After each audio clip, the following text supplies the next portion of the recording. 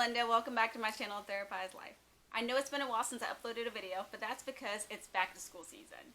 Back to school season for me is extremely stressful. There's a lot of things I have to manage. In addition to still working, I have to get kids ready for school, make sure all their things are together, get them off through the day, and then when they come home, check their bags, make sure homework is getting done, check through all the various emails the teachers are sending, and still get them to all their different therapies, activities, sports, things that are going on as well.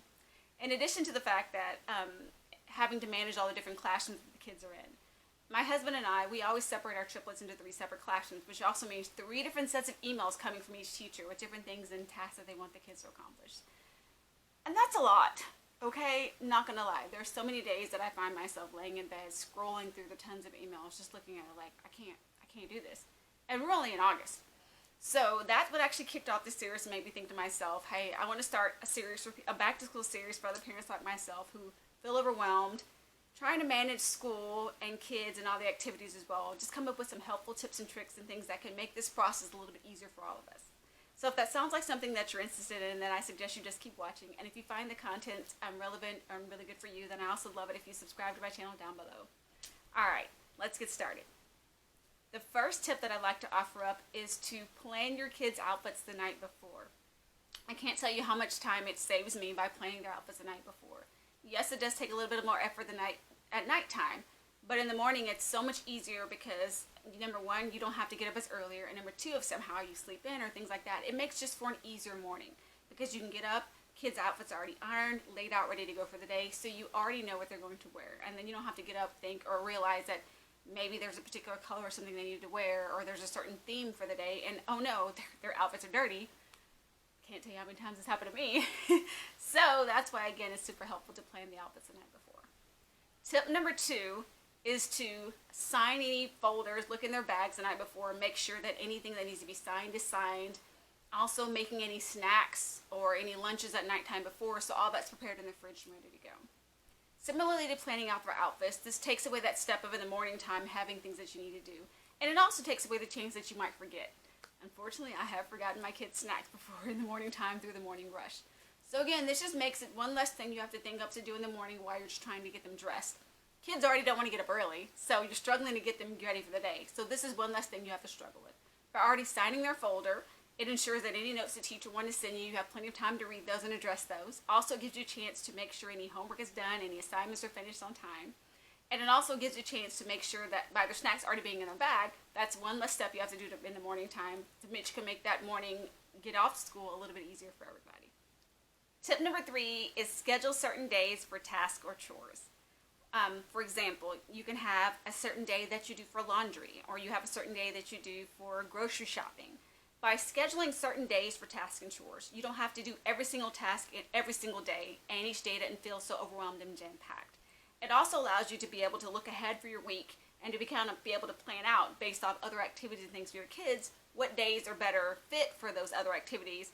That way you're not packing too much into one day and then at the end of the day feeling like, I can't do this. I'm not going to be able to keep going. Tip number 4 is to look at your kids' schedule so you can plan ahead for events and activities.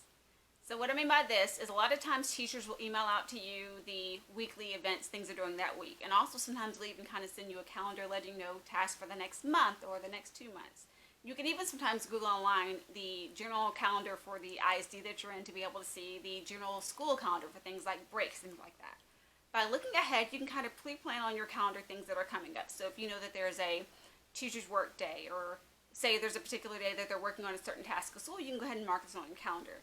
And by marking these days ahead and already kind of pre-planning these things in your schedule, then if something additional is needed for these tasks or days while you're already doing your regular routine, you can kind of fit that in there.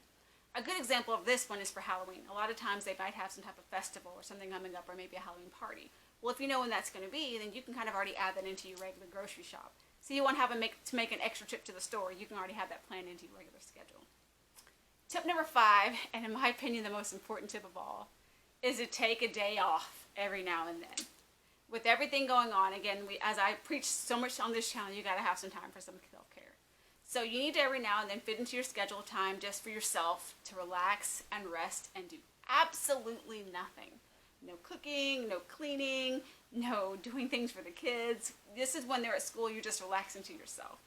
Now again, within reason. If you have to go to work, that's fine. But finding some way, at least one day, every now and then, every week or every other week, to just kind of relax and enjoy a day to yourself. Take this day to go have lunch with a friend, or drink a coffee, or take a nap in the middle of the day. You know how nice that is every now and then? So, sometimes that extra rest is necessary, where you can take a day and plan to do nothing. Well, that wraps up this quick video over those quick tips and tricks, things that are helpful to help you to be able to not feel so overwhelmed while managing things with tasks with kids. Yes, life can be overwhelming, but with a little bit of planning, it can make it a lot easier to get through everything that needs to get done. Alright guys, I'll see you in my next video. And don't forget, if you're not already subscribed down below, please make sure to subscribe. And have a great day. Oh, just one more quick update before I forget. With everything going on in my life, as I mentioned with this video, I will still continue to upload on Sundays, but there will be some times where instead of uploading every week, it might be every other week. But probably for the next month or so, I'm probably only going to be uploading like one video every other week. And hopefully by October, when things kind of relax a little bit more, I'll be able to do a weekly upload after that. As always, have a great week and take care. Bye.